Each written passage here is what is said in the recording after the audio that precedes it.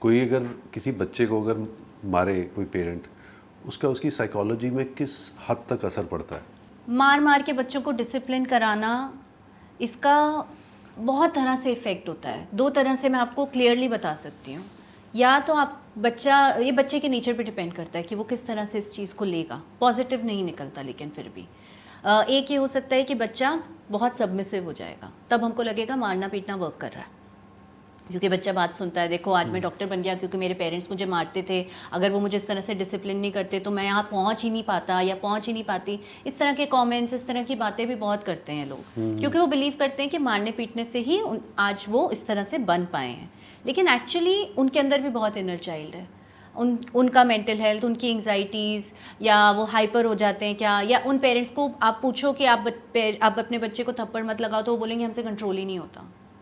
जब वो नहीं चाहते हैं लगाना तब भी वो लगा रहे हैं। सोचिए कि उनमें कितनी एंग्जाइटी है। क्यों नहीं? अच्छा, anxiety.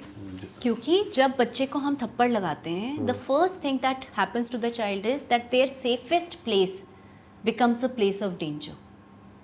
They are scared of the place that is suppose to be the safest for them.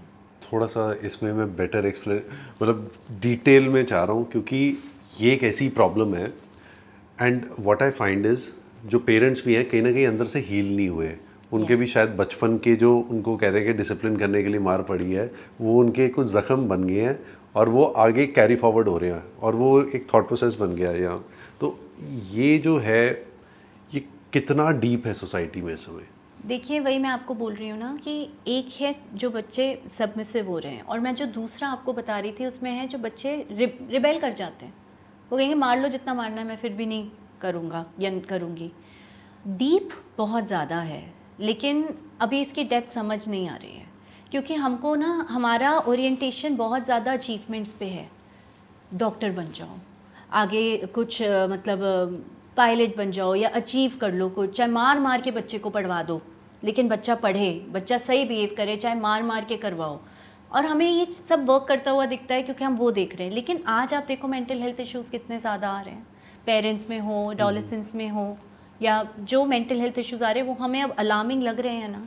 तो यहाँ से हमें दिख रहा है कि कितना डीप है। तो ये मेंटल हेल्थ इश्यूज इसी जनरेशन में आ रही हैं, पहले भी थे?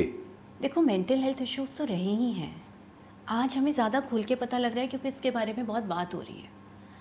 मुझे आज भी याद है जब मैं प्रेग्नेंट हुई थी फर्स्ट टाइम 7 इयर्स बैक, मैं इतनी अवेयर नहीं थी। मैं पोस्टमार्टम डिप्रेशन के थ्रू गई हूँ, मेरे को पता नहीं था। 1 साल, सवा साल तक तो मुझे समझ ही नहीं आता था कि मैं खुश क्यों नहीं हूँ, मुझे प्रॉब्लम क्या है।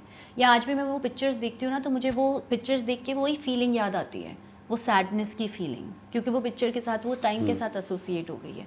पर मुझे पता नहीं था कि मुझको है। अब after I got to know about postpartum depression, I realized I had it. This time when I had my baby, I knew that I might get depressed, I might feel all these things. तो awareness में आ गई है। तो आप बोलोगे तब तो नहीं था, अब है। तब पता नहीं था, अब पता है। बस। ये पॉडकास्ट हमने जो शुरू किया था, पैशन प्रोजेक्ट था। बीइंग अ ब्रॉडकास्टर, मुझे सुनना जानना बहुत अच्छा लगता है, और जितनी भी पर्सनालिटीज़ आप हमारे शो में देखते हैं, they are well thought of, well chosen, very positive and impactful personalities. If you want कि हम ऐसी ही पर्सनालिटीज़ आप तक लाते रहें, और ये सब थॉट प्रोसेसेस, अच्छे थॉट प्रोसेसेस जिससे आपकी लाइफ में कोई पॉजिटिव चेंज आए या इम्पैक्ट आए, देखते रहिए। सब्सक्राइब ज़रूर कीजिए, क्योंकि सब्सक्राइब करेंगे, बेल आइकॉन दबाएंगे, तभी नोटिफिकेशन बार बार आएगी। और लाइक फॉलो ज़रूर करना है, क्योंकि जो रील्स हैं वो आपको इंस्टा पे ही मिलेंगी। Keep watching the Supreet Singh show.